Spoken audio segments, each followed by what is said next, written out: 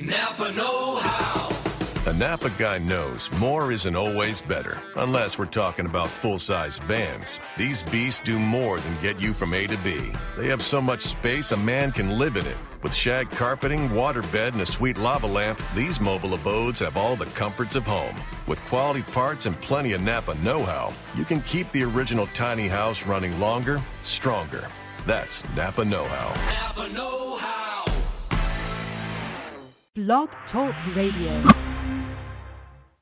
Well, I know you were all waiting for me, so here I am. It's Tuesday afternoon. It's 1 o'clock. I'm terribly nervous.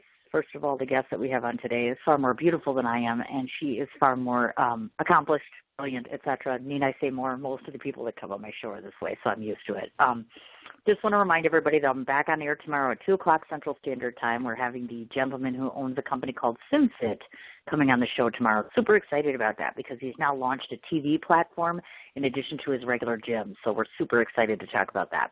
So I just want to remind everybody about that. If you haven't checked, go on to the Facebook page as far as it's called Art is Alive, The Magic of Indie Movies. That's my calendar that's coming out before the end of the year. Anybody else who wants to audition for my film loves Two-Way Mirror in the Milwaukee area. We're doing one more audition tomorrow evening. Otherwise, I'll be in New York City towards the tail end of this month, if not sooner, to be filming. Does that make sense?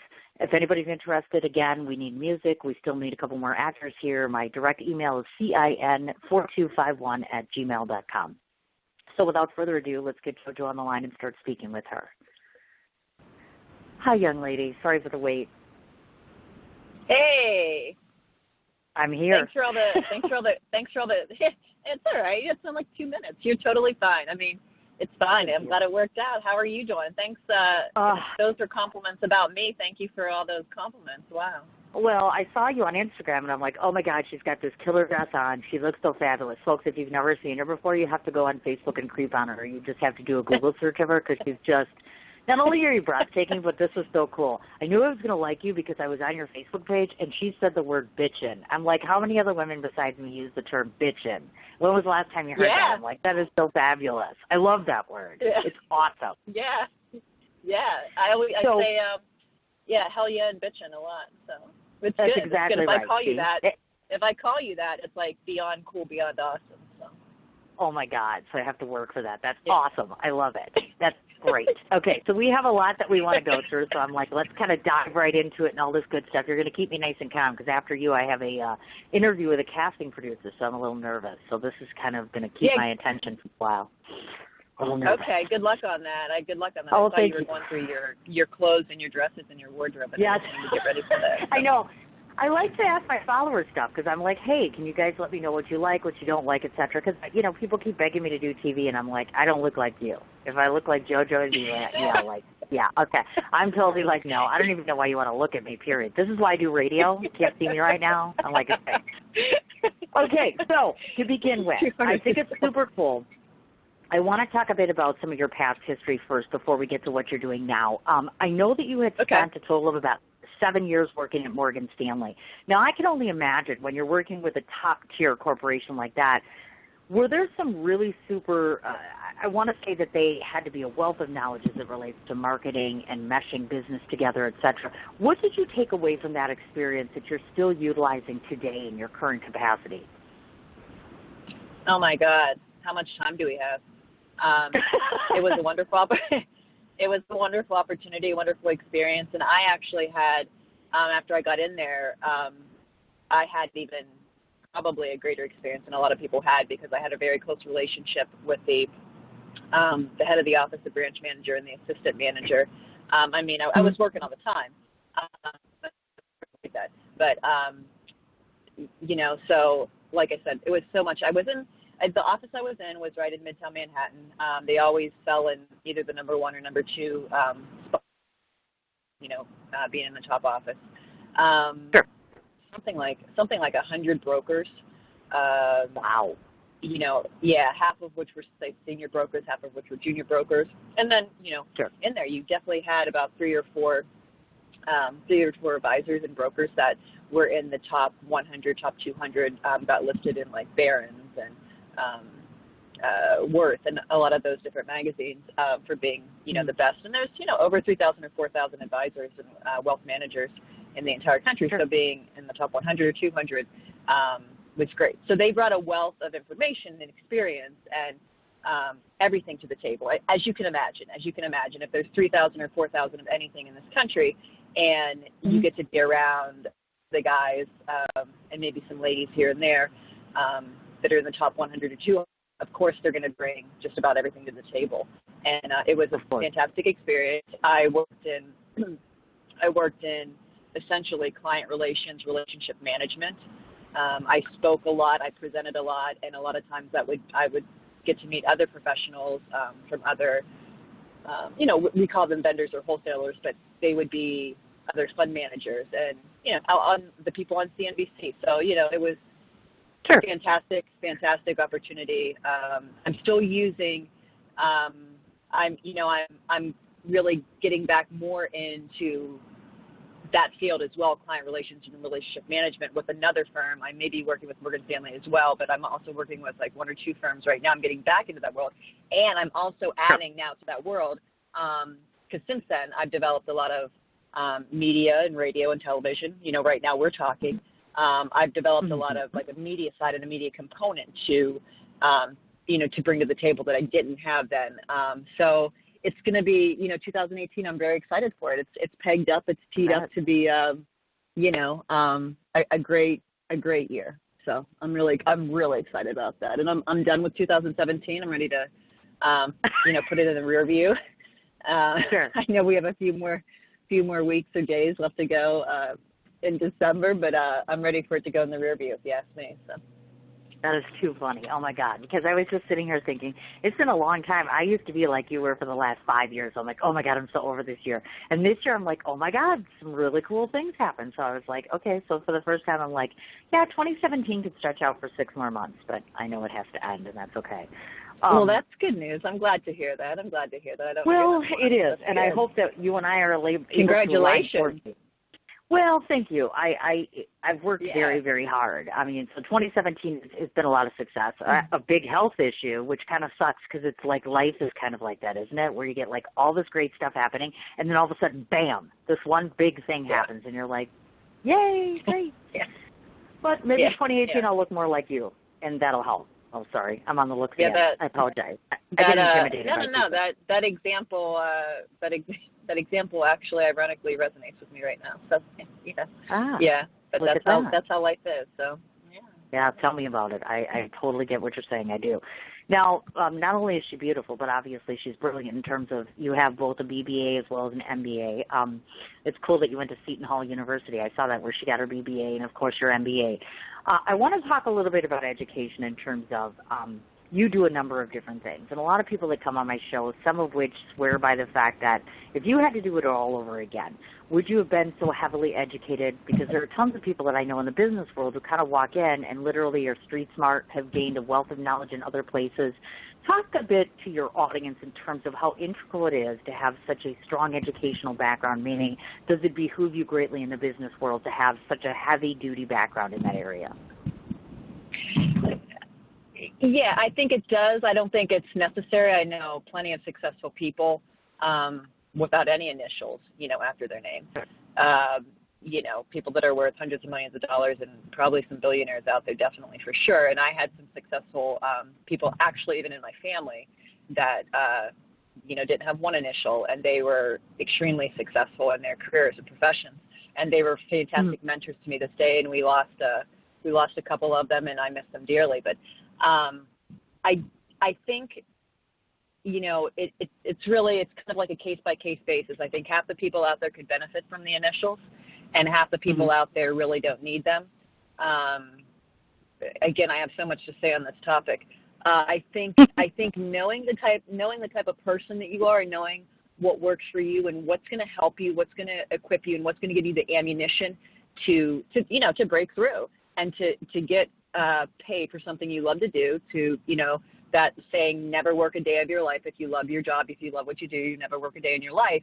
And I think it's, I would tell any teenager or 20-something, I did a lot of research when I was younger because I had to, because I wanted to go into a lot of areas that there were some areas that I did have friends and family to lean on, but there are some other areas that I did not. So I did a lot of research. I thought, well, I'll just do research. I did research on both, the things that my friends and family knew about and the things that I didn't have any connections to. Obviously, I did a lot of research there because I had interest there.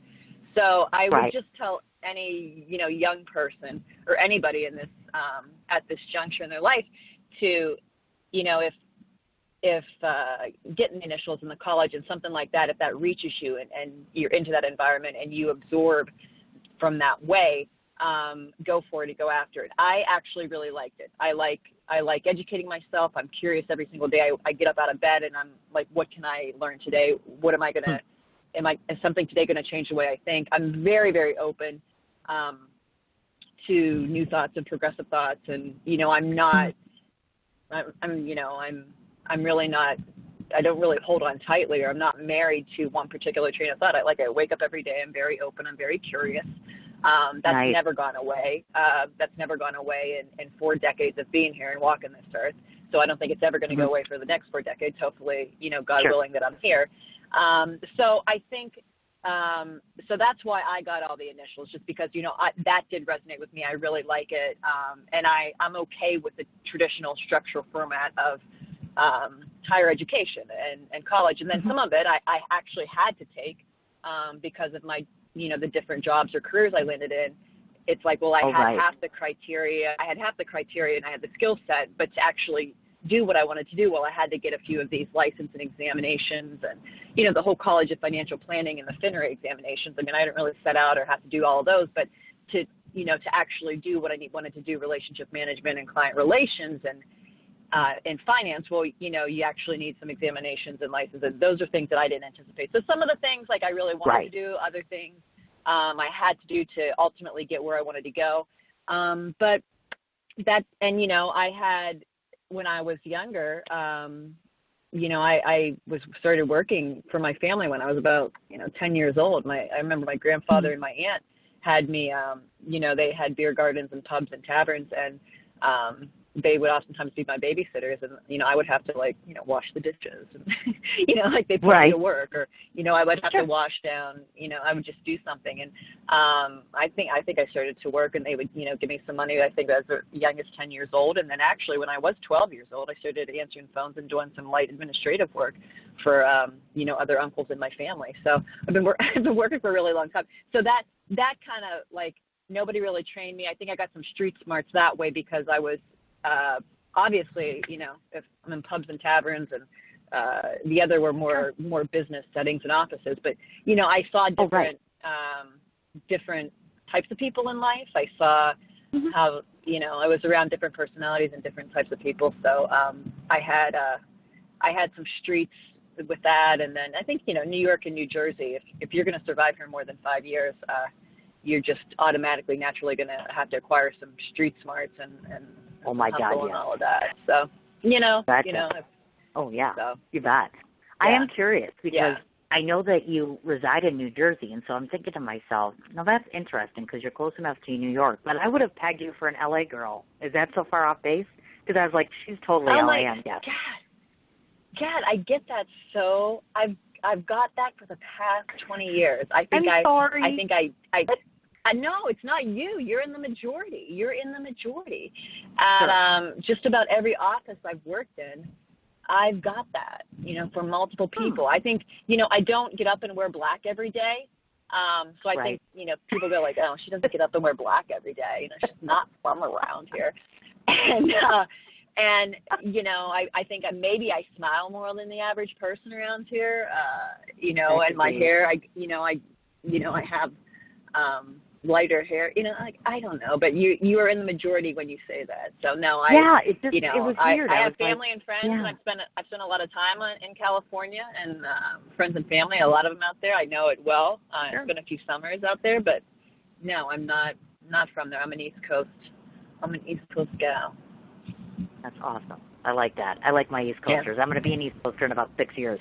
So I'm slowly but surely becoming a New Yorker little by little. But I'm a Midwesterner, so it's harder for me. I have to learn how to be – apparently I have to learn how to say the fuck word. Oh, I did not say that. I did. I have to use that word a lot more, and apparently I have to not look at people and smile anymore. I have to just walk right past them, and, New Yorkers are wonderful. I just think they get a bad rap. I'm like, in the beginning I was nervous too, and now I'm like, you know what? I'm feeling a little bit better about it now. So I'm like, okay. But you scare me a lot. Like, when I first looked at the pictures and I was researching, I'm like, you scare the hell out of me. You look very commanding and extremely intimidating. I kid you not. Go look at yourself when we're off the air. It's like, dude, you're scary. In a good way. You know what I mean? Because you look like you command a presence. I totally can't do that. I'm like, I walk in a room and I just mush. I'm like, yeah, okay, whatever. I need a little training in that area. Maybe you can help me with that. All right. It's just so cute. I'm like, oh, my gosh. I will definitely help you. I mean, I'll try to. That would be awesome. I would like that. Yeah. Yeah. Thank you. Now, no problem. I want to say congratulations because I see very recently you just started with another office. Actually, how did you get aligned with Gold Family Office? I see that that's something you just recently took on. Yeah. Well, because I was looking in that particular facet, helping individuals, institutions, entities, that there's a need for people. For people that have a little bit more, obviously, than the average Joe just walking down the street, sure. But they don't have, say, maybe $500 million. There's a particular niche for folks between, say, 2 million and 100 million. And I had been looking at that and having conversations and researching that for a while now, probably a couple years, and I have a lot of friends in the business. And one particular friend who's right around, we're very, very close in age, very close in background and experience. And, he basically said, I'm ready for you. I'm ready to build it out. And I think we're going to have a great run. I think it's going to be a fun run. A lot of things line up with us. And that's how it came together. So, and, my job and my work in the animal industry and the pet industry, I do it on a consulting basis now, but I was helping a few folks and a few companies, build it to a certain level. They got to a certain level, and then, my job was done. My job is done. So that's how I stepped out of that and stepped back to, the client relations and relationship management and finance. Very cool. That's very cool. I like it. Now, so congratulations on doing that portion of it, and we're going to get into that pet. Thank you. Very cool. Universal Music Group. A lot of the people, I know that you work for them, and I think it's so cool because I oftentimes interview musicians, people in the music industry, people who work in the music industry, and they're some of my favorite people. So tell us about what you do in terms of your capacity working with Universal Music Group and how long you've been doing that. I started with some Universal Music Group connections way back when I was a teenager. I worked for Walt Disney Company down in Orlando, Florida. Mm-hmm. And that was a great story. My best friend and I, it was between, I think we had jobs at pizza places and ice cream places in Martha's Vineyard and Nantucket, or we were going to go to Walt Disney World. And we had connections both places. We ended up at Disney. And it turned out to be a fantastic opportunity. We went through the Disney University, their basically young MBA program. It was kind of like an MBA for teenagers. It was really, very cool. And then at Disney, I made the connections after working there because I worked there for about 3 or 4 summers and winters when I was an undergrad. And I made connections to Universal Music Group. And I just started being a PA, a production assistant in various studios, gaining knowledge in various studios, learning audio engineering. I grew up playing piano, singing and dancing. I switched from piano to the guitars, the acoustic, electric, and bass in my teens and 20s. I was surrounded by great musicians that had some great ideas but had no lyrics. It was generally 90%, boys or gentlemen, and they just had a lot of talent. But they had a lot of talent. They had some great songs, but they would get to a point where they couldn't piece the songs together and they couldn't put lyrics to them. And I would try to talk to them and pull out of them. I would talk to them and try to pull out of them, like, well, what's this make you feel like? And I would try to get out of them as much as I could, but, you couldn't get too much. And and I said, okay, well, what are you thinking about this or that? And I would just start throwing ideas out there. And that's how it all got started, that I got to, work with Jim DeVito and Stan Lynch down they ran studios that were under, Tom Petty in St. Augustine Beach, Florida, right, and all around St. Augustine and Gainesville. I got to work with them. I got to work with John and Martina McBride in Nashville. Oh, nice. So, so I just kind of kept learning through the years. I started writing for other people, started writing my own stuff, and got it out there, got it published, got it licensed, and I really enjoyed it. It was something, I've been on the stage since I was 3, singing and dancing. It was something that I always, I really took to music. I really took to performing. And it's like, almost like, your hair or your nose or your legs or your arms have been with you for so long. And I did that. And right now, if an interesting project comes across my desk, I'll take it.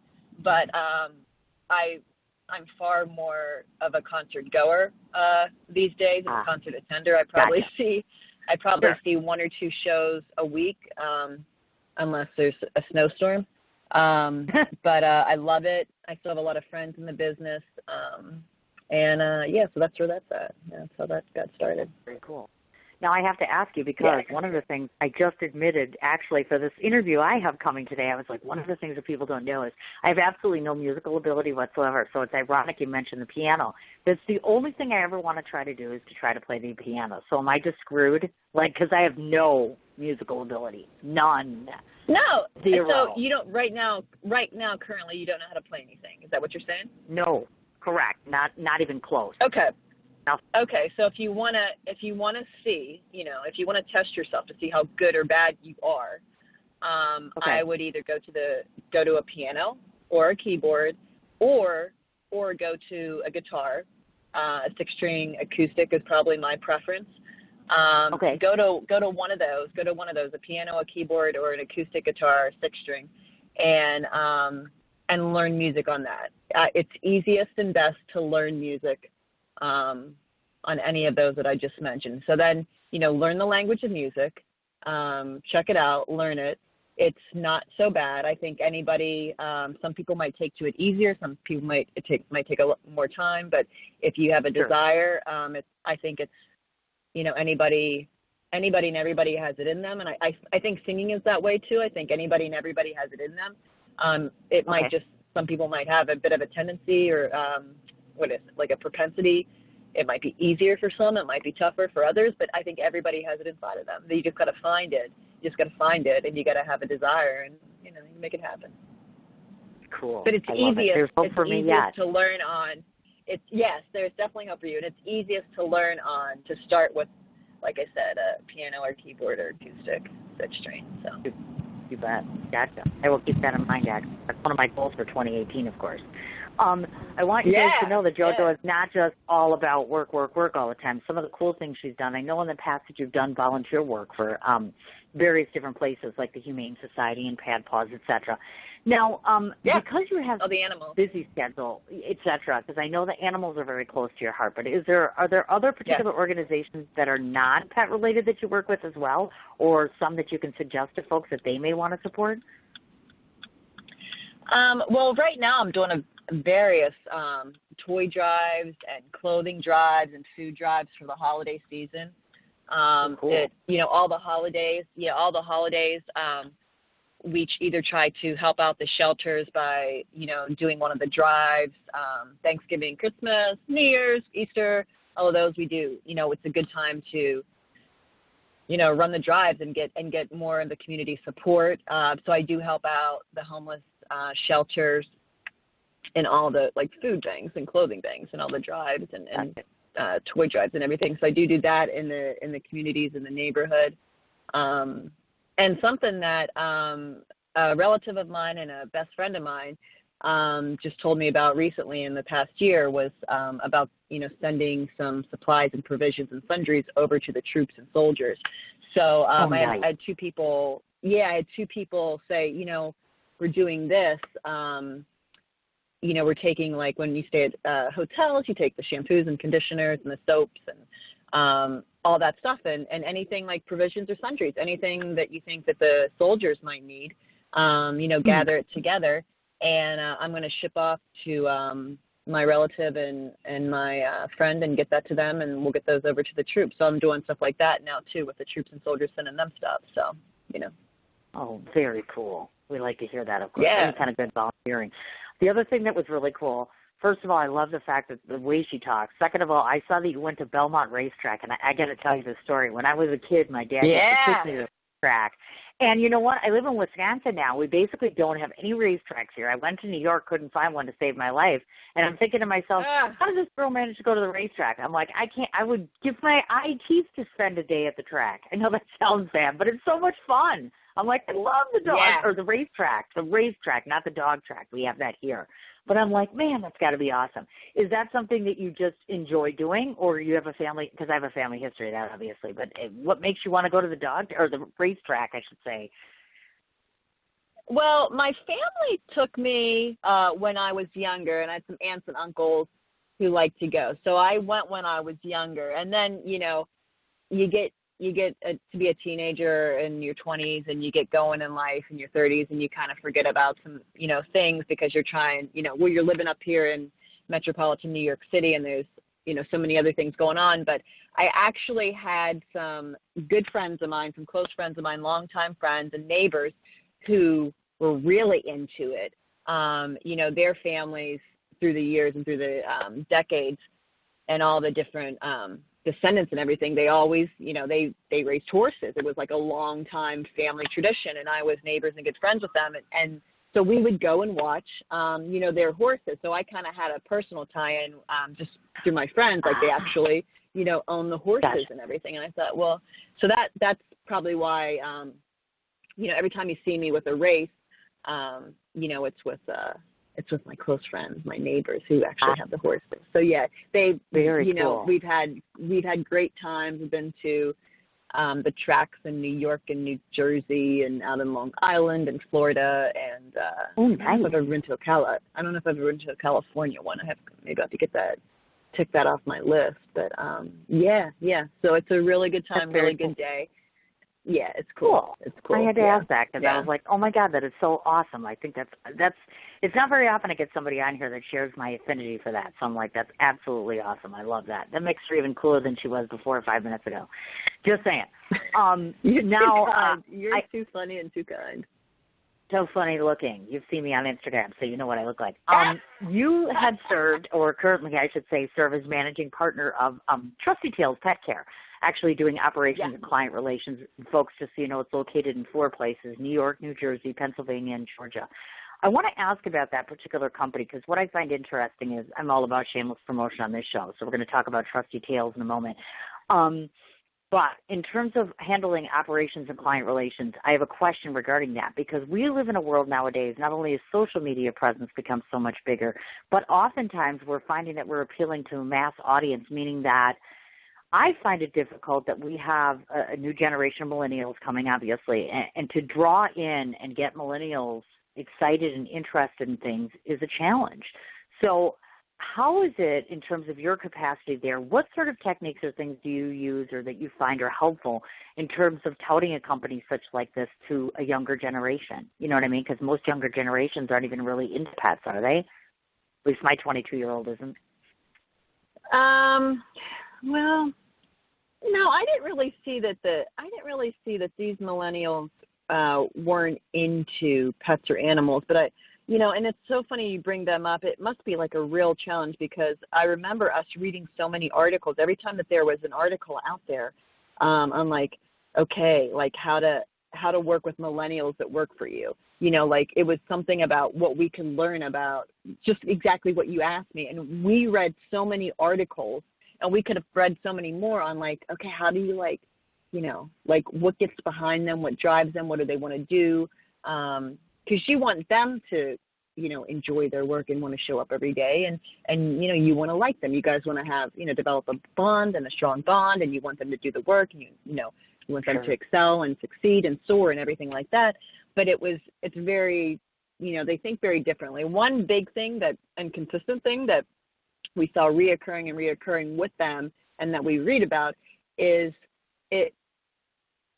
unless they had a dire situation, unless they actually did not have, unless they were just lone wolves out there with like no family and no support to fall back on, most millennials really didn't, they really weren't capitalists.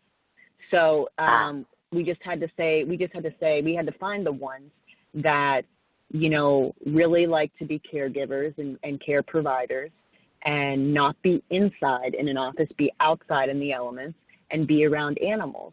And if we could find somebody like that who could deal with a lower wage for, perhaps 6 months or 12 months or perhaps for a long time, it just depended on how busy they wanted to be. If they could deal with, the wage thing, which a lot of them that were ended up being really good matches, they weren't capitalists. They wanted to get behind a cause. They wanted to do something for the greater good. They wanted to be happy. They wanted to be happy right off the bat. And the ones that we saw that really excelled, they just weren't.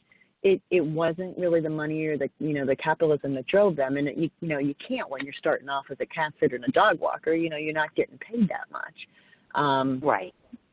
But it was a quality of work, quality of how they were spending their time and their hours, and that's what was important to them. So that was kind of a learning thing because, I was a baby in the 80s, but, I saw Wall Street and, I saw Michael Douglas, say greed is good. And that's kind of like, the complete like when I was older, then I ended up watching Wall Street. And then I ended up, working in it. I had a grandfather that worked in it. I went through it. I have some cousins that are in my generation also in it. And but it wasn't, I wasn't like the showy, ostentatious 80s. I was just a baby. But I know in the 80s, a lot of people, it was all about wealth and big houses and mansions and, the bigger the better and this and that. And it feels like it's kind of the total opposite with the millennials that I've had experience with. And then I'm kind of like in the middle. I'm not a millennial and I'm not, I didn't come through the 80s. I'm kind of like in the middle, but I definitely appreciate both. And I thought that's probably pretty generationally kind of where I fall. But I think it's, I just think it's fun to, make money and just, if you make it and you make large sums, it's just like, oh, that's cool. Like to just get to a point. It's just kind of like, I'm winning the game. I don't particularly need tons, but it's just kind of like, I have like kind of a game, like competitive, like, spirit, and it's just like, cool, like look at how well we did with this is like fantastic, but I'm the type of person where I'll make a bunch and I'll kind of pat myself on the back and maybe treat myself, but then I just prudently do something with the balance of it. And I'm looking to work on my next like venture, like next project, or like what can we do next, like what can we build next, can we build this brand, can we build this out, can we expand here, can we grow this? So that's what I kind of like to, that's what gets me going, Well, I like that. And obviously, of course, I'm listening to you and I'm thinking to myself, you are perfect in where you are. Because I was thinking to myself, I'm a writer, obviously. One of the many things I do, everything I do revolves around writing. And all I was thinking while I was listening to that was, God, I picked a perfect profession because I knew I was going to be broke from the moment I did it. So when you're talking about making money, I was like, man, would I love to make some good money before I die, which I'm hoping eventually. Yeah. Maybe the movie, I don't know. Us creatives just, I think we do this because, sure, we want to make money, but these are all passion projects for us all the time. I mean, how many occupations can you get where I get to talk to somebody like you every day? I'm like, seriously, I never know who I'm going to talk to. I never know what they're going to be like. Most of them end up being my friends, which is cool. Most of them are better looking than me. JoJo, I said that 15 times already. Just saying. Okay, on to the next thing. I can't help myself. It's like, I'm feeling intimidated. But since we're on the talking of trusty tales, there's two things Don't. We'll go out. I You'll can't come help to it. New York. We'll go out for a drink. Oh my God! And, yes. That then all I will get just to then I slide get away, to stand next to her.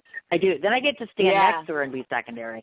Yay! Can't wait. No. We'll go get it. We'll have fun. We'll have fun. So since we're on the topic, obviously, of trusty tales, there's two things I want to cover about this because I thought this was neat because I've interviewed all sorts of different individuals who work in the pet industry. And just so you folks know, Trusty Tales Pet Care does things like pet sitting and dog walking, including even overnight visits, of course. So one of the two things that I wanted to touch on about the company itself, first off, just so you guys know, they are literally open 365 days a year, 24/7, which is awesome. But two pertinent things. I love the fact that you have the GPS tracking with the sitters so that basically, of course, it's more of a hands-on approach. In addition to which, I love this idea of initial meet and greet when it comes to your pets and your company, which is awesome. So I'm curious to find out who developed those things, that and the fact of why is it, let folks know, why is it so important that the people that they merge with in terms of managing their pet care have insurance and are bonded? Because I had no idea until I was doing this read-up yesterday. Well, you got to think about this. There's two obvious things, and you're going to say, oh, I know, after I tell you both of them. Our staff are going into homes every single day. Right. Like on Monday through Thursdays, each day, we would be in about 130 homes on Monday, another 130 homes on Tuesday. We're the same homes, because people get on a regular basis. They have regular conventional jobs. They work, same hours. And the whole midday, Monday through Friday, especially Monday through Thursday, a lot of people try to work from home on Fridays. But, we're in home. So the staff is in homes, in people's residences, all the time. I have people in residences, right, other people's residences all the time. So, they're around everybody's, possessions, their jewelry and their technology and things that cost money. So that's why the bonding and insurance is so important. Got it. Checks is so. And then the other reason is, these animals are the fur babies of the families. Sure. Just like you have your babies, your kids, your boys and your girls and sons and daughters, you've got the fur babies. And, the kids and the moms and dads and the humans that take care of them. Some people don't like calling them, moms and dads or parents, but, they're parents of the fur babies. But, these are prized possessions. These are not things, but they're, fur babies that you will have people, adults, not doing things for themselves, but they will do things for their animals and their right. dogs and their cats and their birds and chinchillas and everything. They will put aside, maybe going to, Ruth Chris for a good steak or going to Fleming's for a good steak. They'll put that aside if something happens to their, if they have to take their, dog or cat to the vet and they have to have some sort of, work done or whatnot. They will buy the certain bed or the certain food or they will take care of their animal way before they take care of, some things for themselves. So for those two reasons, it's very, very important that, the staff get it, that they realize the responsibility they have and, they can do it and they can pull it off and they realize the staff have to know the clients, the customers, what makes them tick and everything like that. So there's a bit more to it than it's definitely tougher to hire and staff and everything like that. It's a tough task. Gotcha. Yeah, and like I said, this initial meet and greet, I would imagine, obviously makes it more relaxing for both the pet owner as well as the pet, obviously, because they're not, it's not a complete stranger. Everybody's on the same page with one another, which is awesome, as well as the GPS. Yeah, the meet and greet. How cool is that? Yeah, the meet and greets, obviously everybody, a lot of people say, well, I want to meet who's coming to my home. And, the fact of the matter is the lifetime, the tenure of someone working in the business is not very long. People are doing this while they're in college. A lot of times, you have people doing this for 6 months or 12 months or a year and a half, 2 years, if you're a younger person, if you're lucky. It's just not how it works. So, I used to send in a few people. I would say, this is your neighborhood team. Here's your primary walker. Here's your backup walk. We work as a team. We work as a team. They have to trust trust the process that I put in place on like how to find good people and train them and do background checks on them. So, but everybody wanted to meet and greet. They wanted to meet who was coming into their house, taking care of their fur babies. And then the GPS tracking, I cannot take any credit for.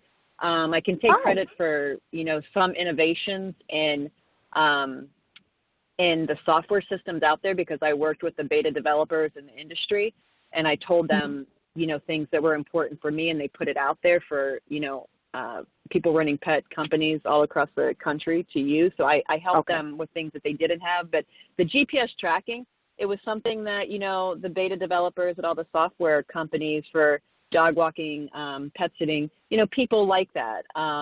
That's very standard for all the animal software platforms out there right now. Gotcha. So if you're in the business, it's like people have it. But if you're not in the business, it's I guess you don't know those things unless you. But I think in the metropolitan areas, like you said, you're in Wisconsin. So, it depending on where you're at. But I think all your major cities, they have the companies when they all have the GPS and everything like that. Because, it's just like, and they all have, a lot of people have Nest cams too, baby cams. They have those now too. When I started in the business, I felt like it was about 50-50. 50% of the households had Nest cams and baby cams in there. By the time, I got out a month ago, I felt like it was, I felt like most people, like 90% of people had Nest cams and baby cams in their house, and and would catch things and would say, I saw John do this. Could you ask him not to do that? Or I'm going to send him an email or text. I didn't like how he picked up Hudson. So that's what consumers, they're dictating. They're dictating where everything's going and the security of everything. So that makes sense. I guess so. Yeah. Well, and then on top of it, just as though she has nothing to do day and night already, she's also the founder of Pastors Charitable Trust. So there's 3 different entities that fall under that. What I found interesting was that they're so diversely different. Did you do that on purpose? Meaning that you founded this, and then you invested in this, and then you did this, and you wanted them purposely to be on all different industries? Yeah, you're probably not going to find me double up. Probably not going to double up unless there's some particular reason, like they'd have to be specializing in different areas, be in the same industry, but specializing in different areas. And I just recently set that up. But I've gotten, in the past 6 years, I've gotten a lot of different cool opportunities. A lot of them are startups that's come across my plate. And those are the ones, or small businesses. And those are the ones that after I evaluated them, I liked what I saw. After I researched them for the future and their projections and where everything was going, I liked them. And I've invested in them, and I'm enjoying so far, their ride and expanding it and learning about different industries. I can't be can't be active in everything. It's nice to be passive, but I'm active. I'm active enough on a passive. I know what I need to know at the passive level that I'm at, and I like what I see. It's a passive investor, but no. So I can't really say. I didn't wake up one day and go, I want to get behind an expert in networking app, and you go, I want to get into yachting, boating, chartering business, or I want to get into it didn't kind of happen that way. Or the, moving concierge personal assistant business. It kind of happened like things came to me. And, they kept making the hurdles of my interest and piquing my interest in the hurdles of, kind of what I wanted to do. And I wanted to do other things besides, the traditional conventional securities, the standard and real estate. I wanted to do something else, something a bit more interesting and diversify the portfolio. Well, and what I find interesting is, at least to the best of my knowledge and all the studying that I did about you, is that the one thing I didn't see was a woman with this sort of vast experience and knowledge and know-how in her industry. You haven't thrown all this together in a book.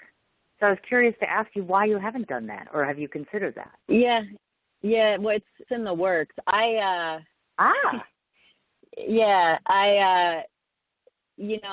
Just this year,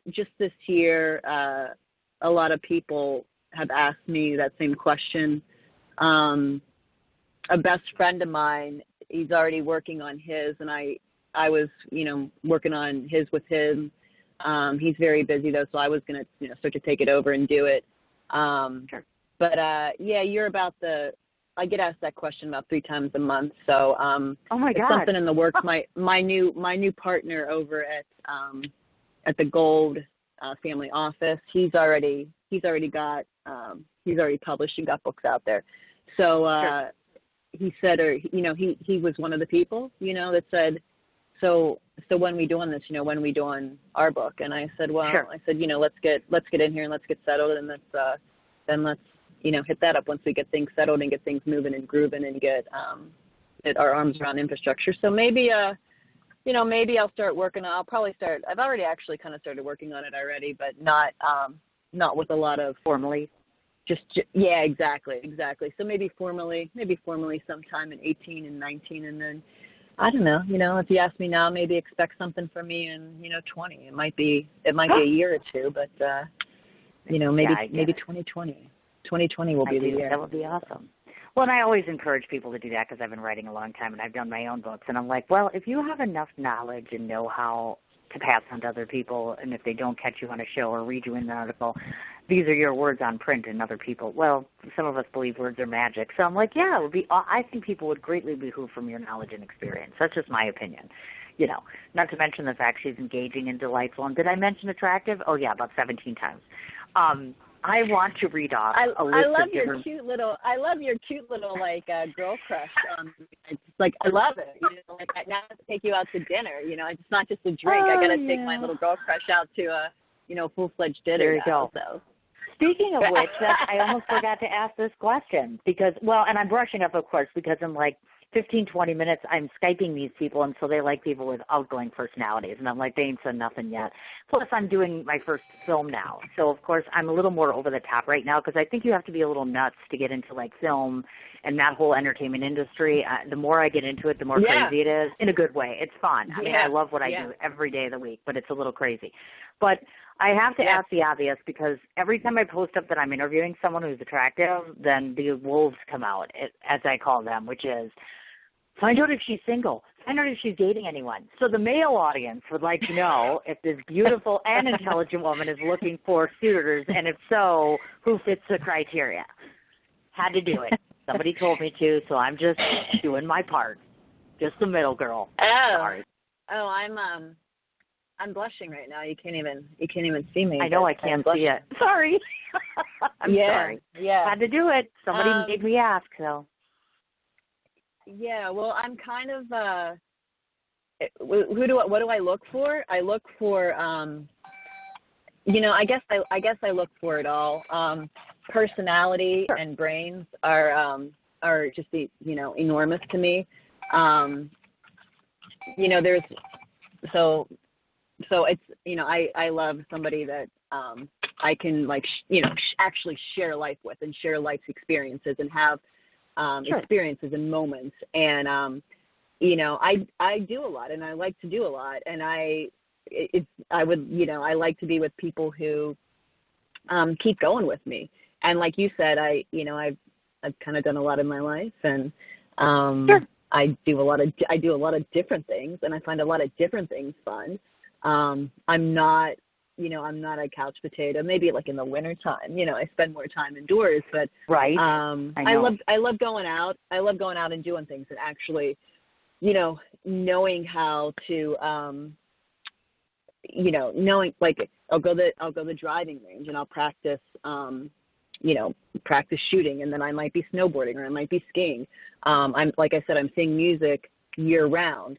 I might be traveling, or I might be going to sporting events. I don't closely track in general, but I love going to the U.S. Open, the tennis at Labor Day. I love going to hockey games, football games, baseball games, trying new restaurants, checking out, different places on the map and around the world. So I like to do a lot.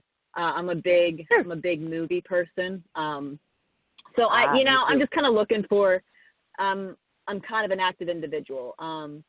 And so I like to do a lot. Like I said, I definitely like personality and brains. And so that's what I'm looking for. And right now, I would say no. I am single. I'm not married, but I am with someone. So so that's what I could say. That's what I could say right now. Oh, and he keeps up. He keeps up with me. He keeps up with me. That's very and cool. I keep up with him. And so that's awesome. I like that. I do. Yeah. Cool. Yeah. Well, I'm going to read off a bunch of different ways in which you can find this beautiful young lady. Before I forget, I don't want to forget two different things. First of all, Dana Humphrey. Without her, I would not have met you. So my dear Dana, who she and I have been working together for years and years. She's one of my favorite New York City people in general. She is so beautiful and so gracious and so humble and so hardworking. I love her to pieces. I tell her this all the time on the radio because I never see her anymore. So Dana, I miss you very much. Hopefully we'll get a chance to see each other soon. I want to read these off. When I get finished, just let me know if I forgot anything, okay? Her name is JoJo Pastors. Last name is spelled Pastors, and she can be found in the following places. She has a personal page on Facebook. I know this because I'll probably be friending her because she called me her girl crush, so maybe I should. Also, Trusty Tales, the company we were talking about, has a Facebook page as well. She is on LinkedIn. TrustyTales.com if you would like more information in terms of the pet care program they offer there. On Instagram, she also has a personal page as well. Universal Music Group, which we were talking about. It's universalmusicgroup.com. That's their website right there. She also can be found on YouTube. And, of course, Trusty Tales has a Twitter handle and an Instagram handle with the same name as well. And, again, the website is trustytales.com. Any other place where people should look for you? No, all my handles are the same on Facebook and Instagram and YouTube. Really easy. Sure. JoJoPastors. Those are all the handles everywhere. You just put in JoJo Pastors, and I should pop up on those three social medias. And you'll get to see her, and you'll see what I'm talking about with the beautiful dress and the disposition and all that good stuff. So, young lady, keep in mind, I will be coming to New York because I'm filming my first film. So I'm filming this month, so I will be in New York City. I know. I'm starting a magazine next year, and I am also putting a calendar out this year. That's and so I have well, and I'm bringing this up to you because oftentimes people come on my show and then we end up networking, working together. So that, if you have interest, if you want to pitch the magazine, I have a film festival I do in New York City. Just had my first one in 2017. It was awesome. So 2018 will be coming up. So if you do something in the entertainment world, we can merge forces there, or we can just go out and drink. That's what I always say. I'm like, we're coming to the city and I'm going to go and we'll have a great time. And just so you know, let's 2 hours after. Let's do both. Let's do both. Absolutely. Oh, I would love that. And we can talk about that, and I'll stay in touch with you there. About 2 hours after the show is completed, it's archived, and then I'll send you the link for this. I also upload them to YouTube so people can see them, obviously. And, of course, you know that when you do that book, you have to come back. That'll push you to get it done in 2018 so you can come back sooner than later. Because I'm big on promoting authors and all that other fun stuff. I'm, so excited. I'm like, oh, my God, this is so much fun. Definitely. Well, please come back anytime. I might even have some politics going on by then. I'm personally not going to be in the front of any campaigns or politics going on, but I was just asked by a dear friend of mine to consider joining her campaign, helping her and being like one of her spokespeople. And, I'm really behind her, so I might have that to talk about too down the road. It's like I've never ventured there, but, she asked, so we might talk about that too, lightly. You don't want to get too deep with politics or religion, but I agree. So, but a little touching has never hurt it. A little touching never hurt anybody. That's one of my mottos. And the little wine never hurt anybody either. And don't forget, folks, before I sign off, it's St. Nicholas. I just took care of my kiddos today. Take care of your partners. Take care of your kids. Take care of your boyfriend, girlfriend, and otherwise, because they still need loving too in the stocking. So I don't want to forget about that. So you, young lady, enjoy your afternoon. I'm about to go get ready and do my little Skype game show thing. I'll keep you posted, and I'll send you my contact info so we can try to merge forces here, see what we can do together. I would love that. That would be great. Yeah, please do send me all that. Good luck. Okay. Good luck this afternoon. Thank you. Keep me posted on how that goes. Thank you. I will. Crush it, nail it, knock him dead, and then and I will see you. So. I'll see you soon. All right. Thank you so much. Thank you so much. Thank you. You and Thank Dana. you, dear. Thank you. All right. You're welcome. Have a great day, dear. You too. Tell me that girl was not absolutely fantabulous. One more time. Her name again is JoJo, and it's JoJo, and Pastors, just like the pastor with an S, Pastors. She can be found on LinkedIn, YouTube. She has a personal Facebook page. She has an Instagram page with the name, and of course, obviously, universalmusicgroup.com, which is what we mentioned earlier. And then for Trust Details, they have a Facebook page, Twitter page, and Instagram page, all with the same name. And the website, again, is trustdetails.com.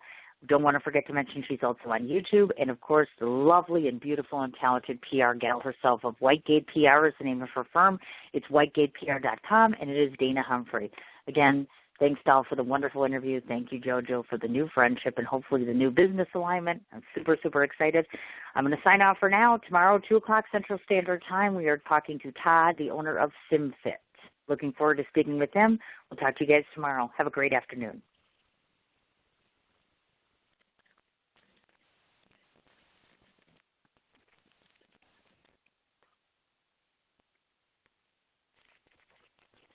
Napa know-how. A Napa guy knows more isn't always better, unless we're talking about full-size vans. These beasts do more than get you from A to B. They have so much space a man can live in it. With shag carpeting, waterbed, and a sweet lava lamp, these mobile abodes have all the comforts of home. With quality parts and plenty of Napa know-how, you can keep the original tiny house running longer, stronger. That's Napa know-how. Napa know-how.